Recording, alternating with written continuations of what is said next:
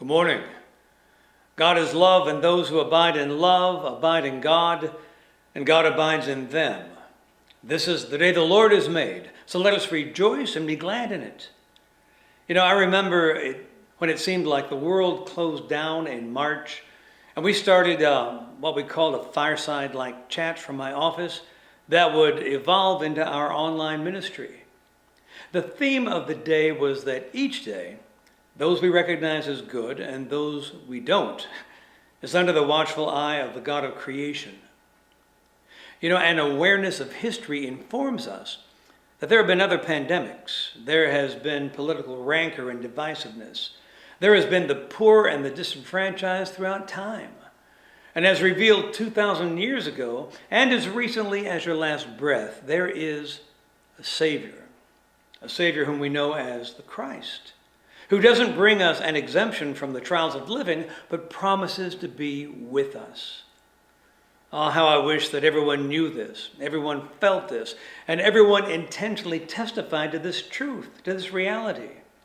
The ancient texts point to Jesus, and our troubles and our grief and our anxiety and our fear and our confusion, our resentments and our safety and our future is clarified, is empowered and blessed by this relationship with Jesus. The ancient Romans worshipped a pantheon of gods, Jupiter, Pluto, Apollo, Mars. And among them was Janus, who was thought to be the keeper of the gate of heaven. Now this showed that the Romans were practical as well as religious. He was worshipped as the god of gates and doors, beginnings and endings. Janus represented transition and is portrayed as a double-faced head, each face looking in an opposite direction. So here we are in the month named for Janus. We find ourselves looking in opposite directions, reflecting on the past year and poised and eager for what's next. It was Christmas, 1939, and the monarch in England was King George. And it was customary for the monarch to offer a Christmas message.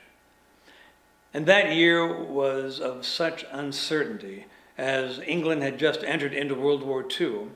And King George began with the prologue of a poem by the poet Minnie Haskins. It started, I said to the man who stood at the gate of the year, give me a light that I might go safely out into the darkness. And he replied, go out into the darkness and put your hand into the hand of God. That shall be more to you than a light and safer than a known way. So let us resolve beyond the diets and the exercise regimens and other decisions for our health and well-being that we may have deferred.